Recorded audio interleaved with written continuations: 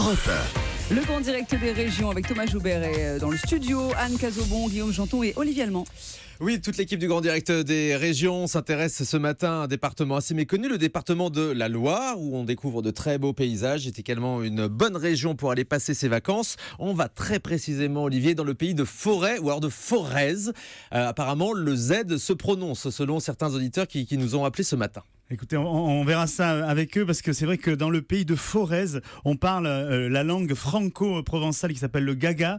Il existait 3 langues historiquement. Le gaga ? Oui, et la langue d'oïl. Avant le français, il y avait la langue d'oïl, la langue d'oc et le gaga. Et moi, on m'a dit voilà, justement on a l'explication du nom de Lady Gaga. Bah oui.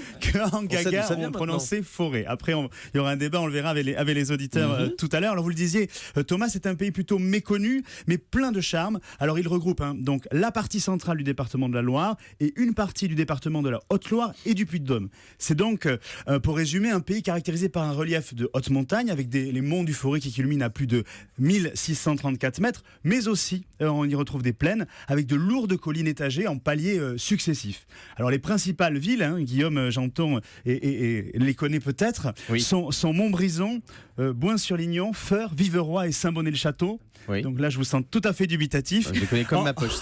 En gros, on est plutôt au nord, entre Vichy et Saint-Étienne. Là, je pense que vous situez un petit peu mieux. Un peu mieux, oui. Alors l'eau est très présente dans ce pays de Forez, parce que la Loire, déjà, la traverse du sud jusqu'au nord. Et cette plaine, la plaine du Forez, est parsemée de nombreux étangs qui ont été complètement créés à partir du XIIIe siècle pour la pisciculture, parce que c'est une vraie économie de ce pays. On compte aujourd'hui environ 300 étangs sur une superficie totale de plus de 1500 hectares. Donc c'est donc un paradis, bien sûr, pour les pêcheurs. Alors, je vous le disais, que d'eau.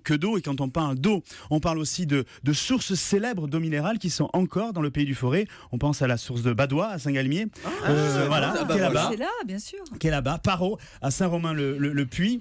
Et puis quand on parle d'eau, on parle de thermalisme, bien évidemment, et qui est présent depuis l'époque romaine dans la petite ville de Moingues, et plus récemment, depuis 1855, à Montron-les-Bains. Montron-les-Bains. Badois, ils font les fines bulles et les grosses bulles. Les deux viennent de là-bas, on est bien d'accord. Les bleus, les rouges et les vertes. On a bien compris qu'il y avait beaucoup d'eau dans ce pays, mais il y a aussi un patrimoine historique en dehors des montagnes et des volcans. Oui, alors si on s'intéresse au patrimoine historique, il y a 2 monuments qui sont incontournables, qui sont d'époques différentes.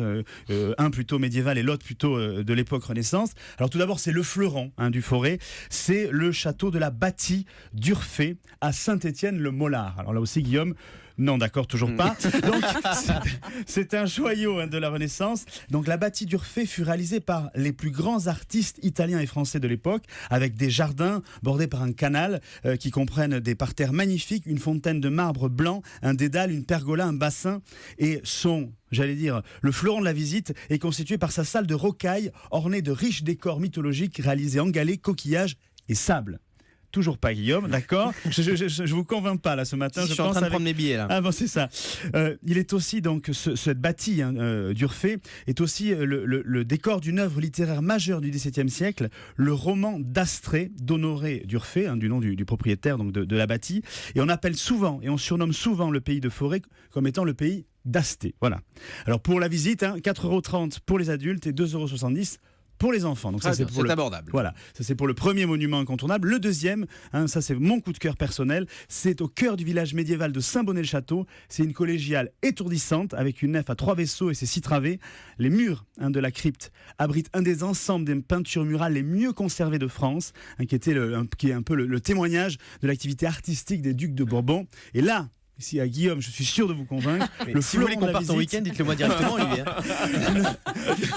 Le fleuron de la visite. Il se passe quelque chose entre vous. C'est un caveau renfermant une vingtaine de momies. Eh ben dis donc, si vous partez en vacances dans un caveau, ça risque de donner quelque chose. Qui sont encore extrêmement bien conservés. Alors pas grâce à des techniques d'embaumement particuliers, mais grâce à la présence d'Alain, vous savez la pierre d'Alain, et d'arsenic dans le sol même de cette collégiale à Saint-Bonnet-le-Château. Vous êtes convaincu, Guillaume? Vous aimez les momies? J'adore.